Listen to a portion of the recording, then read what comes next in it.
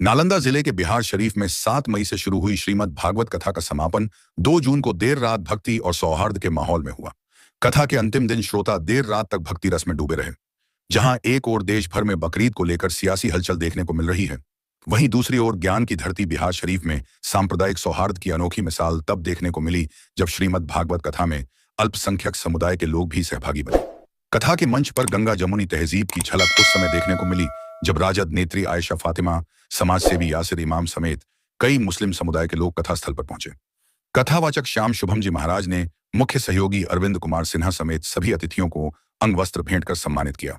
लगभग आधे घंटे तक सभी ने श्रद्धा से श्रीमद् भागवत कथा का श्रवण किया।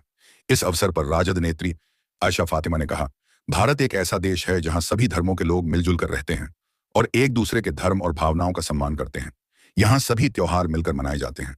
सनातन धर्म हमेशा इंसानियत और एकता की बात करता है। मैं भी सनातन धर्म का सम्मान करती हूँ। भारत की विविधता ही हमारी सबसे बड़ी पहचान है। धर्म केवल आस्था नहीं, हमारी तहजीब और परवरिश का हिस्सा है। इस अवसर ने यह साबित कर दिया कि भारत की असली ताकत उसकी विविधता में एकता है, जहां हर धर्म का सम्मान और सहयोग ही समाज को मजबूत बनाता है।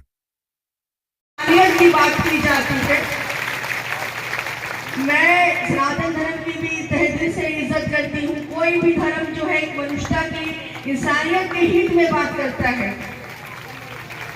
और सबसे बड़ी बात कि धर्म जो है देश की पहचान है और हिंदुस्तान की पहचान ही यही है कि यहाँ सभी धर्म के मानने वाले लोग रहते हैं। और ये धर्म हमारी तहजीब है, हमारी तरबियत है, हमारी परवरिश है, जो हम एक दूसरे धर्म की इज्जत करते हैं। मैं चाहूंगी कि जो आचार्य जी ने आप लोगों को ज्ञान दिया है और ज्ञान की बातें की है, 7 दिनों का जो कड़ी मेहनत अनुष्ठान रहा है, उसी को हम आगे बढ़ाते हुए परंपरा को आगे भी लेके जाएं कि जहाँ से पुरखों से हम ये सीखते चले आ रहे हैं, मुक्ति की प्राप्ति होती है, भक्ति की भावना होती है, इंसान का मन शुद्ध होता है। ये सारी चीजों से आगे तक ये बना रहे और हमारी आने वाली जो है पीढ़ी भी इस धर्म का पालन करती रहे और धर्म के साथ साथ इंसानियत को भी समझे। कोई भी धर्म इंसानियत की परिभाषा है और इंसानियत के लिए ही बनी है।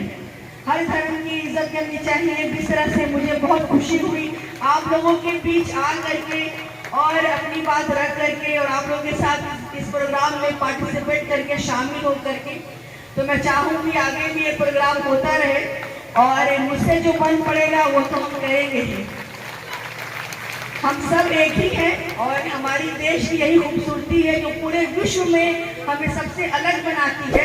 सारी जगह आप जाएंगे तो अलग अलग कम्युनिटी के, अलग अलग रिलीजन के और धर्म के लोग रहते हैं, लेकिन भारत एक मात्र ऐसा देश है जहाँ पे सारे धर्म के मानने वाले रहते हैं और हम एक साथ ईद, बकरीद, होली, दिवाली, दशहरा, छठ सब में भी एक साथ मिलते हैं और मनाते हैं। मैं अपने बारे में बताऊं कि जब ये छठ का यहाँ पर्व हुआ था पिछले साल, तो मैं उस छठ में अर्घ्य देने के लिए सुबह शामिल होती थी छठ घाट पे। घाट जाती थी। मैंने सारी फीमेल्स को, औरतों को साड़ियाँ भी दिया है, उनके साथ प्रसाद भी खाया है, उनके घर में भी गए हैं, होली भी मनाई है, दिवाली भी मनाई है। तो इसीलिए मैं चाहूँगी कि हम सब इसी चीज़ को आगे परंपरा बढ़ाते रहें और भारत को पूरे विश्व में सबसे आगे लेकर के जाए, ताकि आने वाले लोग ये कहें कि भारत एक ऐसा देश है जहाँ पे सारे धर्म एक दूसरे की इज्जत करते हैं और दिल से मानते हैं, क्योंकि हिंदू, मुस्लिम, सिख, ईसाई सब आपस में हैं, हम भाई हैं। Thank you so much. Thank you.